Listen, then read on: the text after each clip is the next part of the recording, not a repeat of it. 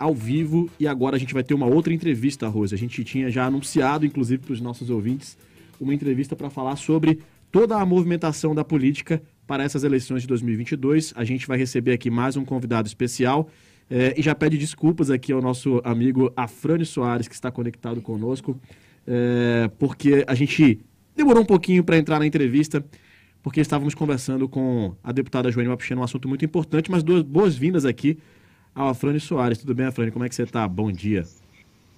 Bom dia, Rafael. Bom dia, Rosiane. Bom dia, Arthur. Bom dia a todos os ouvintes da Band News Difusora. Obrigado, Afrânio, pela participação. Professor, pesquisador, analista político, Afrânio Soares vai falar com a gente agora sobre essas movimentações todas, né, Rose? Pois é, a gente vai fazer o que a gente costuma fazer na sexta-feira, né? Vamos reorganizar a gaveta. A gente teve muita movimentação, fechamento de filiação partidária. O professor Afrânio veio aqui com a gente falar um pouquinho das observações dele naquele momento, mas a gente acabou focando para deputado federal e a gente prometeu para os ouvintes trazê-lo novamente para fazer mais um balanço sobre os outros cargos. E a gente vai fazer hoje esse balanço sobre os cargos, a disputa para governo do Estado, até porque a gente teve recentemente mais um nome que se apresentou oficialmente como pré-candidato a governo do Amazonas, que é Amazonino Mendes. Por que é pré-candidato, Rafael? Porque o registro de candidatura, a gente já pode chamar de candidato quando apresenta o registro de candidatura no Tribunal Regional Eleitoral do Amazonas. Essa fase só ocorre em agosto, mas há alguns nomes que vão se apresentando e vão não só surgindo como balões de ensaio, né? Eles vão se consolidando. O Amazonino é um destes nomes, por exemplo, por quê? Porque ele aparece bem nas pesquisas, na maioria das pesquisas, inclusive da Action, imagino, ele como liderança, e conseguiu um partido, tem um grupo, né? O nome dele se consolida como pré-candidato, se confirma lá em agosto, mas se consolida. O governador Wilson Lima, nós temos esse nome também, porque disputará a sua reeleição, não há motivos para que ele não dispute a sua reeleição. E o senador Eduardo Braga tem se movimentado, ele não confirma que será o candidato a governo, que está buscando a viabilidade, fortalecer o grupo, mas a gente vê que todas as movimentações dele e os instrumentos que precisa para ser candidato estão aí à disposição dele. Por isso, vamos ouvir agora o professor Afrânio, como está o quadro atual, professor, de pré-candidatos, além destes três nomes que a gente acabou de citar. Eu acredito, Rosiane, que você resumiu os três principais players. A gente pode adicionar aí mais alguns, sim, com certeza, que seria o deputado estadual Ricardo Nicolau, pelo Solidariedade. Eu tenho informações de você também que ele vai confirmar a sua candidatura. Também pelo PCdoB não, desculpa, pelo PSOL, né, o Marcelo Amil, se coloca como candidato, também não tem por que não vir como candidato, inclusive veiculando que tem o apoio do presidente Lula nessa condição de candidato a governador, apareceu com foto ao lado do Lula e essa declaração espontânea de apoio, o que pode levar o Lula a apoiar realmente alguém da esquerda, e até da esquerda radical, no caso o advogado Marcelo Amil, e não algum outro candidato mais viável, digamos assim, como o próprio Amazonino Mendes, que nessa semana, inclusive, no lançamento da sua candidatura, se referiu ao Lula como ex-presidiário e cortou, a meu ver, qualquer possibilidade de ser apoiado por ele, ou de ter algum tipo de apoio vinculado a ele. Eu acho que quem busca esse apoio do Lula é o senador Eduardo Braga, e aposta muitas fichas nisso também, que seria algo interessante para ele, para a candidatura do senador Eduardo Braga, que não tem, teoricamente, nada a perder, porque tem um mandato como senador, que esse mandato ainda tem mais 4 anos, além dos 4 que já gozou. Ele, caso não fosse eleito governador, voltaria para o Senado, que não é o caso do senador Omar Aziz, que ele está disputando a sua própria vaga na eleição para o Senado, que a gente fala dessa eleição para o Senado em outro momento. Ainda falando da eleição para governador, o que eu estou vendo são, primeiro, dois grupos. Professor, desculpe rapidinho. Professor Afrânio. Pois não? Desculpe lhe interromper, só para... Tem Carol Braz, se apresentou como pré-candidata pelo PDT, e hoje à tarde nós vamos entrevistar Henrique Oliveira, ele se apresenta como pré-candidato pelo Podemos, só para acrescentar os nomes que estão se colocando na roda. Claro que a gente já explicou aqui para os ouvintes, e o senhor destacou também os que têm maior robustez para essa disputa, em função de todas as condições até agora. É verdade, é verdade. Pode ser que venham até outros que nós não tenhamos conhecimento nesse momento. A Carol Braz, acho que representa bem, puxa bem para si o público feminino. Acho que ela faz o papel, por exemplo, que antes a Rebeca Garcia procurou fazer nessa condição de candidata. E o Henrique vem pelo PROS, né, que é o partido do ex-governador José Mello, que está sendo apoiado e apoiando também a candidatura de Amazonino Mendes, esteve no lançamento dessa candidatura, você estava lá também, Rosinha, e viu, e foi veiculado pelos portais de notícia também essa conjunção de apoios. Tá? Eu acho que esse é o momento em que as candidaturas estão procurando mostrar força com essa relação de apoio. Teoricamente, o governador fez um arco de aliança de apoio maior. Ele tem o apoio teórico do presidente Bolsonaro, ele tem o apoio do prefeito Davi Almeida, ele tem o apoio da maioria dos prefeitos do interior, que já começam a trabalhar para ele, a gente percebe isso, mas o prefeito do interior também é algo que é muito volúvel. No meio do caminho ele pode mudar de lado, isso já aconteceu inúmeras vezes antes, e não vejo nenhum tipo de surpresa se acontecer novamente. Tá? Também tem o apoio da maioria dos deputados estaduais da nossa Assembleia, ao contrário dos outros candidatos, que têm o apoio de um ou dois desses deputados. E no caso do governador, tem o apoio do senador Omar Aziz e vice-versa, apoiando também o senador Omar Aziz, que quer o apoio para a vaga do Senado do ex-presidente Lula. E que aí há um conflito, de certa forma, porque nessa conjunção de apoio aonde o Bolsonaro está, não creio que o Lula queira também estar, de alguma forma. O que vai fazer com que o Omar tenha que, de certa forma, não estar tão presente nisso, se quiser sensibilizar o Lula. O Amazonino Mendes vem com uma aliança também que não deve ser de forma alguma menosprezada. Tem aí o ex-prefeito e ex-senador Arthur Virgílio Neto, que também está indo muito bem nas pesquisas para o Senado. Tá? Eu disse agora o apoio ao amazonino também do José Mello. O Zé Mello quer ser deputado estadual, já foi no passado também, e eu acho que a aposta do ex-governador Mello é uma sobra eleitoral dos eleitores que votavam nele, e o apoio, evidentemente, de alguma figura pública que está prestigiada, como o caso do Amazonino Mendes, para tentar cavar, digamos assim, essa vaga na Assembleia Legislativa. Desculpa, Rose.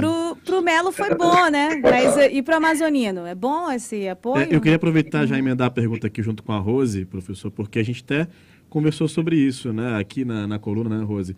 E aí, é vantagem, é desvantagem para o pré-candidato ao governo? Eu queria aproveitar e emendar já. Em relação aos três principais, por exemplo, os três principais pré-candidatos ao governo, que a gente já citou aqui agora há pouco, Quais são as principais vantagens e principais desvantagens, professor? Eu queria lhe pedir a gentileza da gente tentar ser o mais objetivo possível para aproveitar bem o nosso tempo.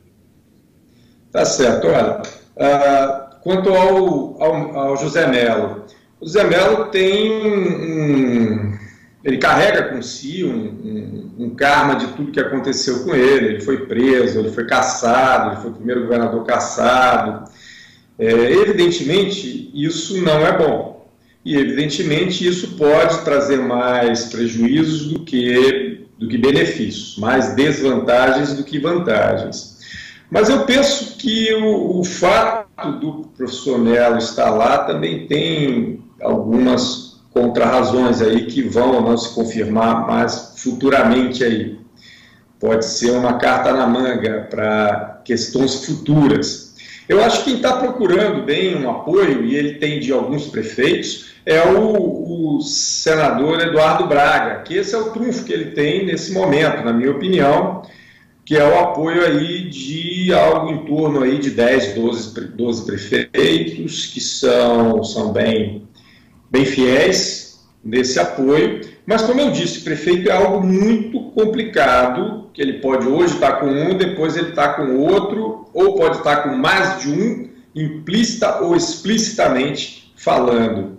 Então, não é uma vantagem consumada você ter prefeitos te apoiando, que eles são volúveis, mas é um marco importante aí para uma eleição majoritária. Você precisa chegar até o interior. O interior responde por 40% dos votos válidos. E no interior, o papel do prefeito e das lideranças, não só do prefeito, mas se o prefeito estiver mal avaliado, esse papel é como você jogar uma âncora para um afogado. Mas se ele estiver bem avaliado, é muito útil o papel do prefeito, a indicação do prefeito como candidato do prefeito a um determinado candidato. Então, eu acho que a briga ainda está, primeiro, em buscar apoio para viabilizar seu próprio nome. Tá? Esses 3 players aqui é que têm o maior interesse nisso aí. Os outros, eles vêm como soluções alternativas, eu diria. Então, não é uma questão de vida ou morte ter um apoio gigantesco, ou ter um apoio, ou mostrar a capacidade de tirar o apoio de A para trazer para si. Tá?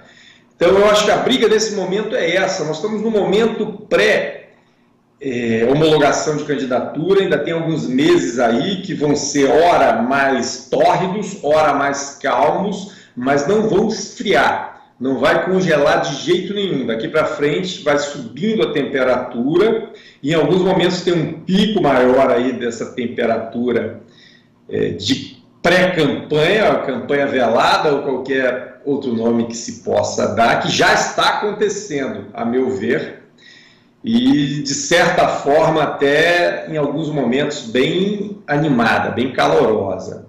Então eu penso que esses 3 players estejam preocupados com isso, e os outros em lançar seu nome e em começar a colocar a sua cara à disposição, digamos assim, o seu rosto à disposição, mostrar o rosto, é aquela história de vou dar a cara para bater aqui.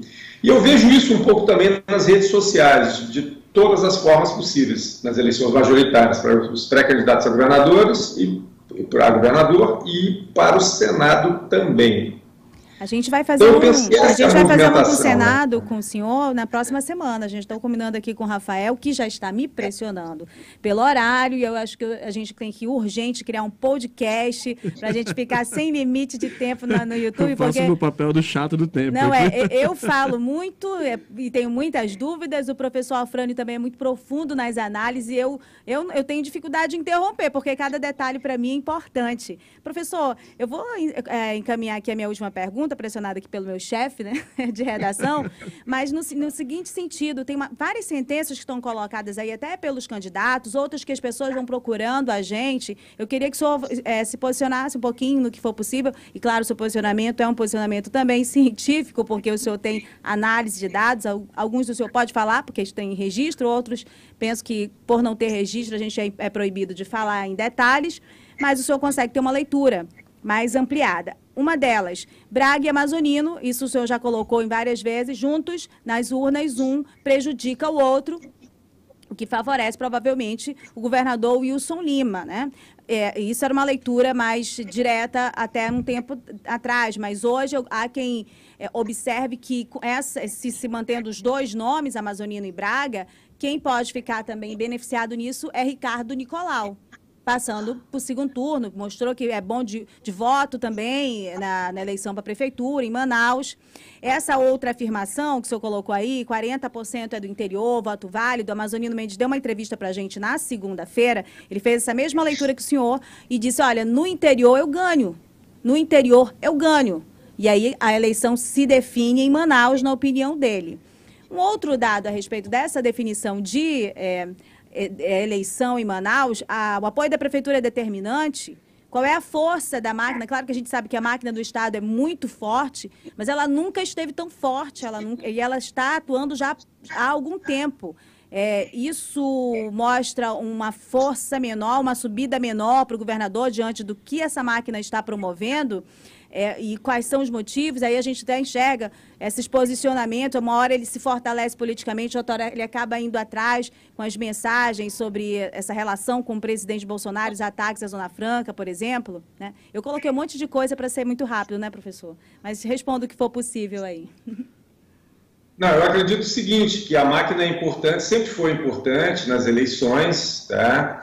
A máquina é forte, certo? Mas a máquina também não faz milagre.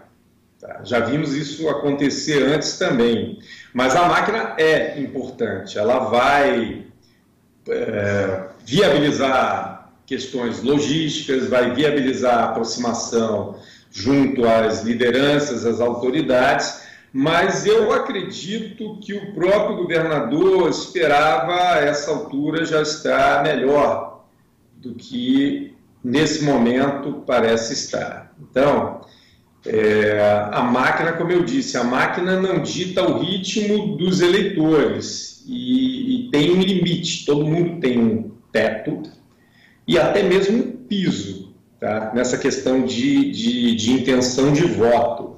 Então, o teto é meio que um incômodo percentual que o candidato, por mais que ele tenha tudo nas mãos ou faça tudo que deveria ser feito, não consegue subir, não consegue angariar um número maior de eleitores. E o piso é aquilo que sobrou, ou seja, daí ele não cai, porque tem uma casta de eleitores raízes que lá estão e fechados por algum motivo, na maioria das vezes emocional para isso.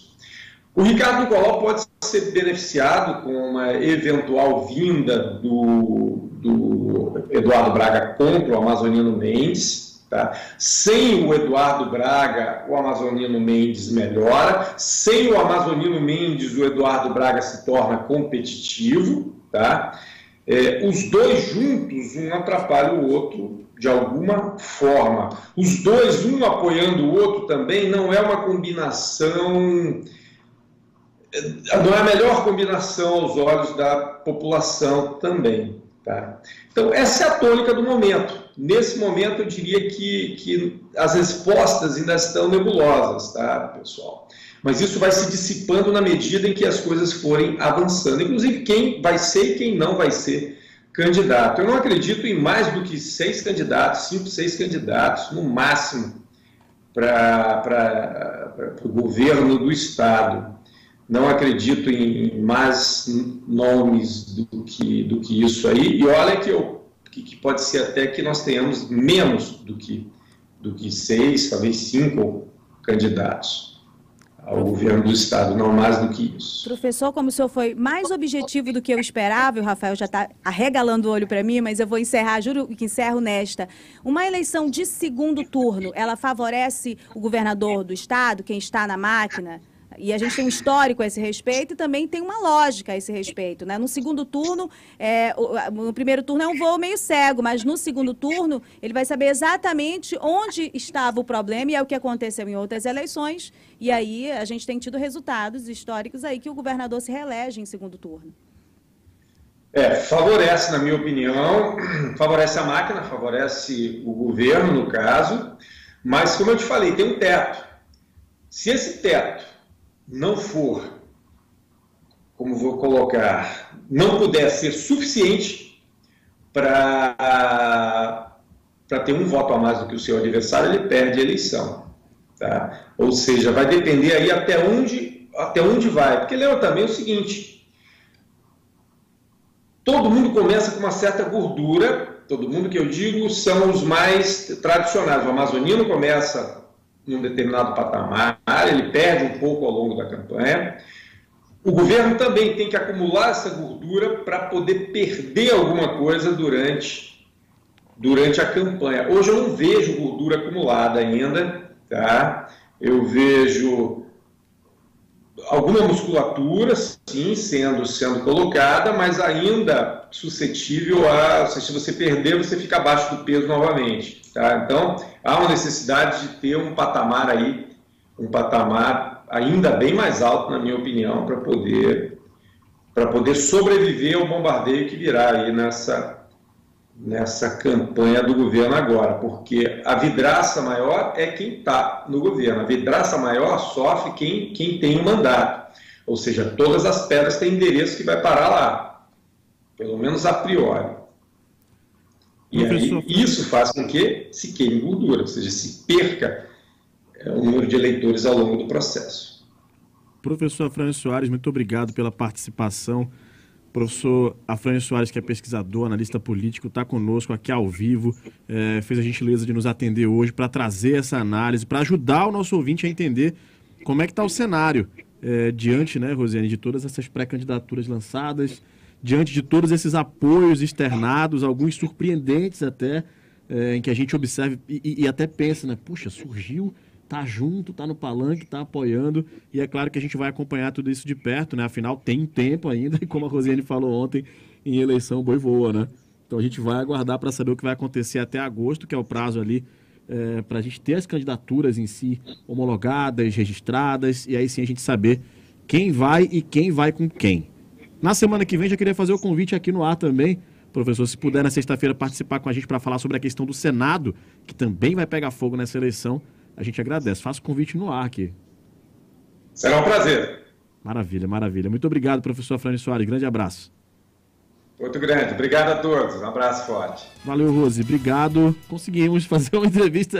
Tinha muito mais para falar, mas a gente vai aproveitando sempre os nossos espaços. Foi muito tempo para a rádio, 20 minutos, ainda mais com o professor Afrânio. Acho que ele trouxe leitura de vários ângulos muito importantes para esse momento. Mas aí a gente vai tratando delas ao longo da semana que vem. Eu sei que ouvintes estão aqui querendo saber mais. E tem de ouvinte que quer saber de Senado, mas a gente vai trazer na sexta-feira que vem. Já fica a ideia aqui do podcast. A Juliana também já defendeu isso, a nossa operadora aqui, a jornalista.